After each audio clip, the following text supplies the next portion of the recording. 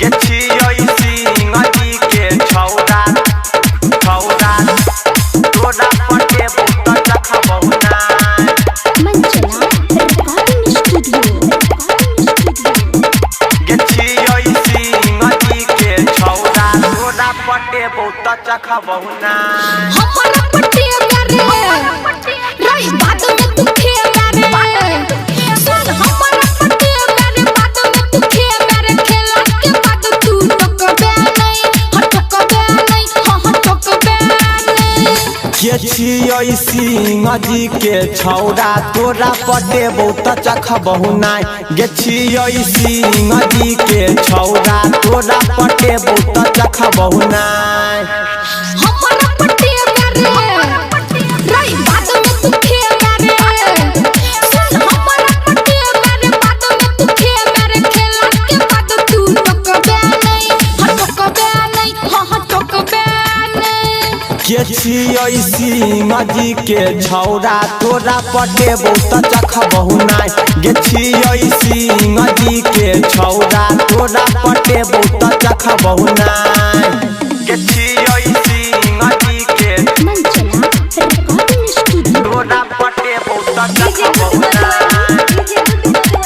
छौरा तोरा पटे बहुत चखबौ जाति अपन भले दोसर छै गोरखी शादी करबौ जरूर गे तोरा अपना से हमे गे गोरखी करबौ नहीं कहियो दूर गे करबौ नहीं कहियो दूर गे जाति अपन भले दोसर छै गोरखी शादी करबौ जरूर गे तोरा अपना से हमे गे गोरखी करबौ नहीं कहियो दूर गे छुई खाइला बहिरे मुंह मारे बहिरे सुन छुई खाइला बहिरे मुंह मारे बहिरे हमरा से शादी तू करबे नहीं हम करबे नहीं हम करबे नहीं गे छियै सिंह जी के छौरा तोरा पटे बहुत चखबौ ना गे छियै सिंह जी के छौरा तोरा पटे बहुत चखबौ ना गे छियै सिंह जी के मंचला रिकॉर्डिंग स्टूडियो तोरा पटे बहुत चखबौ ना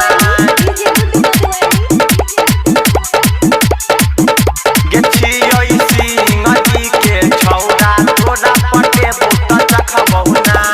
पूरा उमरिया तोहर पतर की भार उठबो हम सुन गे आ तोरा जवानी के नशा पतर की चढ़लो हाँ भरपूर गे